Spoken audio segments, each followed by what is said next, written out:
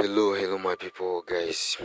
Uyu munsi tugiye kurebera hamwe akantu k'ubwenge kuri WhatsApp yawe. Umuntu uzi ko akoresha WhatsApp yegereye hino mwereka utuntu yikorera guys.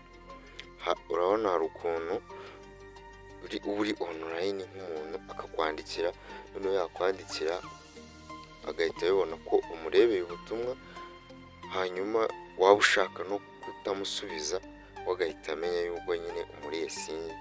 Ariko nje kwereka hano uburyo ki waba uri online kuri WhatsApp, noneho umuntu yakwandikira direct wowe ugasoma ubutumwa bwewe ntabibone ko umusomeye ubutumwa cyangwa se wumvishe voice note ye. Guys, niba utarakanda subscribe kuri channel, kanda subscribe, kanda like, ujye muri comment wandikemo ikindi kintu wumva wifuza ko twagukoreraho, nzagukorera video yacu. Guys, rero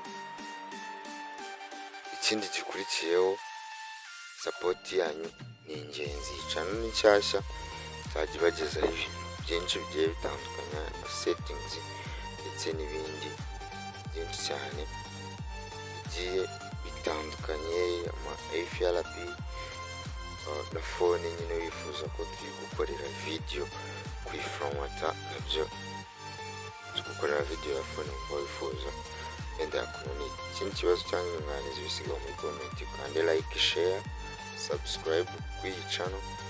Rero agatebe twirebere video guys, kurikirana step by step twagiye turascrollinga rero dushakamo WhatsApp, turebe WhatsApp.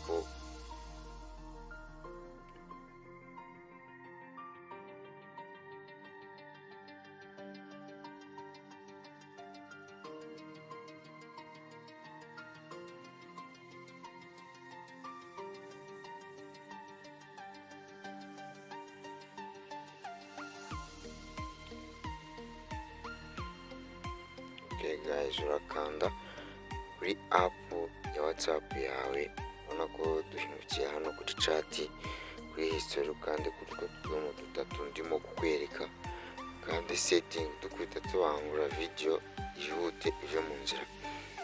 Urabona ko twinjiye muri setting hari ibintu byinshi,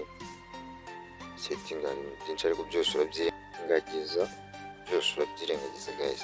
No kandi kuri privacy guys, urabona ko duhindukira kuri page imeze uku nguku.